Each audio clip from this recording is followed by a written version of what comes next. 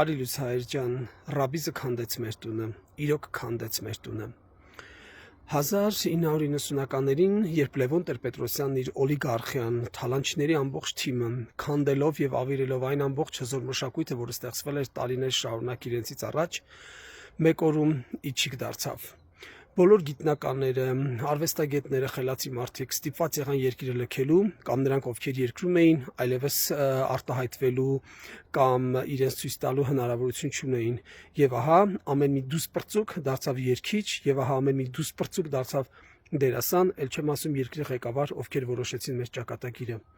Մի քանի օր առաջ չերքիչ Թաթա կոչվածի մեկը համերգ էր տալիս Երևանի տոնի կապակցությամբ եւ ահա ասում էր.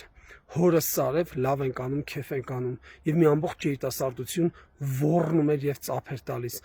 Հարց եմ տալիս քեզ, հայ մարդ, հայ մտավորական, հայ ուսուցիչ, հայ ուսանող, հայ բժիշկ, դուք ինչպես եք սրան նայում։ Նժդեհը կասեր, նայելով քեզ հայ երիտասարդություն, ես ապագայով չեմ լցվում իմ երկրի հանդեպ։ Սա եք դուք, երբ նայում եմ ձեզ, հասկանում եմ, թե ինչ է մեզ սպասվում։ Երբ նայում եմ ձեզ, հասկանում եմ, որ մեր մշակույթից եւ այս հզոր քաղաքակրթության նվաճումներից այնինչ որ արել է հայ մարդը,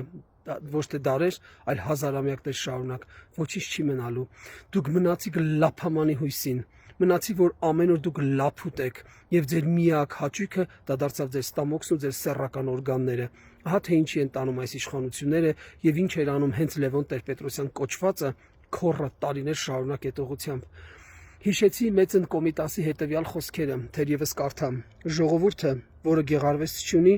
նույն է թե զգալու կարողություն չունի։ Էլ ինչ ժողովուրդ, եթե չի զգում, դուք չեք զգում, դուք վաղուց չեք զգում, դուք ցավ չեք զգում Արցախը կորցնելուց, դուք ցավ չեք զգում Եռաբլուրի կողքից անցնելուց, դուք ցավ չեք զգում, երբ ազերին առավոտից երեկո ծաղրում է ձեզ եւ ձեր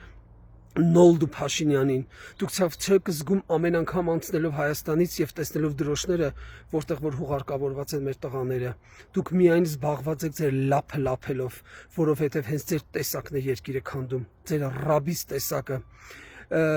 Ես հույս ունեմ, այդպես կլինի, այսպես երկար չի մնա։ Մի օր կգա ազգային իշխանություն եւ այն բոլոր կեղտոտները,